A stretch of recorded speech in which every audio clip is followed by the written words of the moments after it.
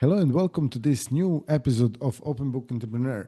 Today we have very interesting guest, Wendy Melrose, and she's basically from US, and she's also involved into she's helping people write their books in cohorts or one-on-one or different sort of ways. So, Wendy, please introduce yourself and the Resilience Press to our audience. Hey there. So, yeah, I'm Wendy Melrose with Resilience Press, and I help people write their trauma, tragedy to victory stories.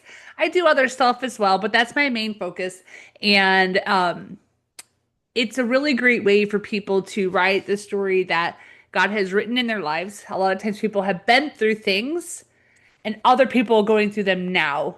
So sharing those testimonies of resilience and perseverance so people can realize that they're not alone, they can get through it and they can succeed. Great stuff. Yeah. So who is this ideal for? Like, who would benefit the most from this service? Well, anyone that really knows that they've been wanting to write a book, but they haven't done it, they've been waiting on it, they haven't started, they haven't finished. It's a great way. I have different types of packages based upon where you are. I can even create something custom, and it's a way for you to complete what you've always wanted to do, your heart's desire, and make sure that you're actually finishing it. Because we all know we start projects and we don't finish them. And why is that? With usually a lack of accountability, or we think we're too busy and we just need to, hey, if we do a meeting once a week, and then all of a sudden you realize you knock it right out and you're like, oh, that wasn't so bad. So that's what I'm here for. Great. Yeah. So what inspired you to get into this line of business? Well, that's funny. So before I was a what I call myself as a writing and self-publishing facilitator. People will call me a publisher, but I like to help people keep their rights and their royalties. But before this, I mean, over the last 35 years, I've probably done 35 things to provide for my family. So let's not go over that long list of things. But I was an insurance agent before this.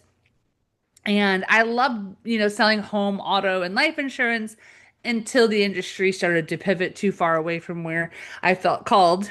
And God restored my gift for writing. I'm going to just summarize it. If you guys want to know more about my testimony, just schedule a one-to-one, and I'm happy to share with you. And then all of a sudden, after that gift restored, I wrote 6 books in a year, published it, mostly children's and teen books. And people were like, wow, that was really fast. So then people have been asking me to help them. And I also, so that was in fall of 22, gift restored January 23. June of 23, I get a phone call. Hey, you want to sell your agency?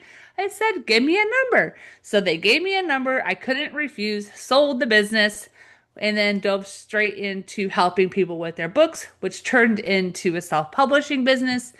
And from April of 24 to now the fall of 25, I've helped about 26 authors people become authors. And I'm currently working with 17 more that want to finish before the end of the year or right at the beginning of the next year.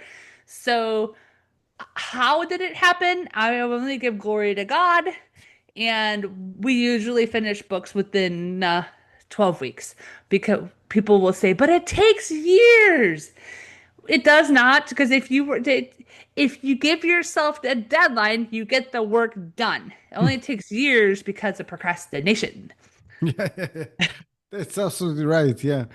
I mean, there is a lot of quotes on this, like especially with deadlines and leaving things for later and stuff like that. I mean, a lot of people actually suffer from that. So, you being an entrepreneur, how do you deal with that? How do you stay motivated? How do you actually overcome, sort of putting things for later and things like that?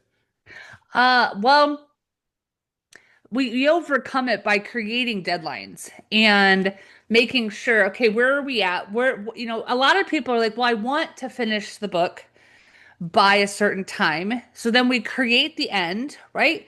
And then we backtrack it to where we are now, and then we create the deadlines. And that's what I've always done. I guess I have a gift in project management.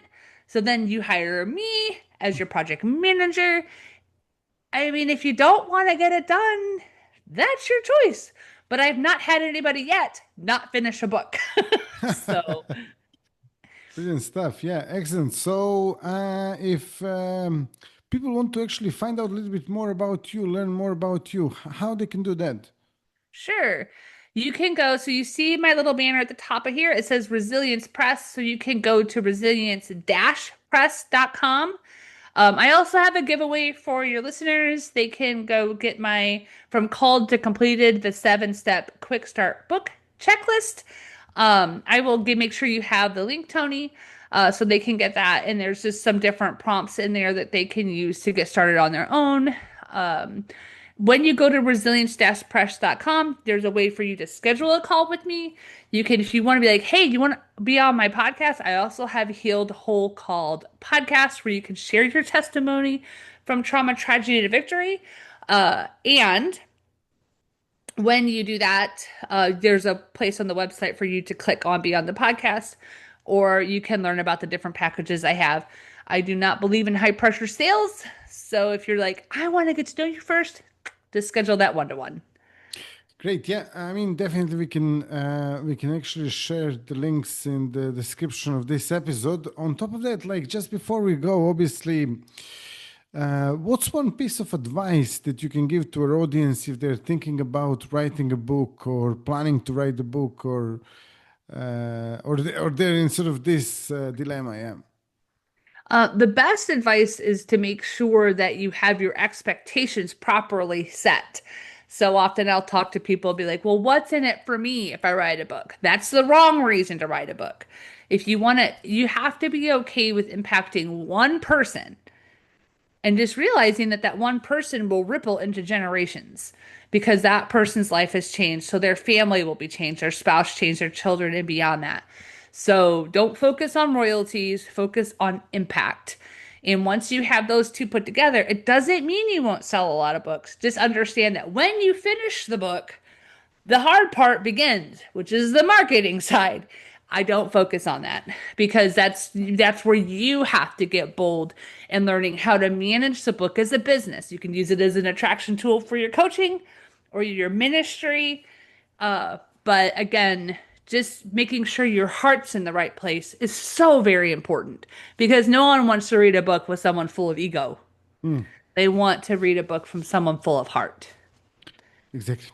Okay, that's really fantastic close to this episode. Thank you so much, Wendy, for being a guest. Thank you all for watching and listening to this episode. If you liked it, drop us a like, subscribe, and also share it with your friends and family. If you have any questions for Wendy or me or any comments, just drop them down in the comment section and we'll be more than happy to answer those. See you all in the next episode. All the best and bye bye. Bye bye.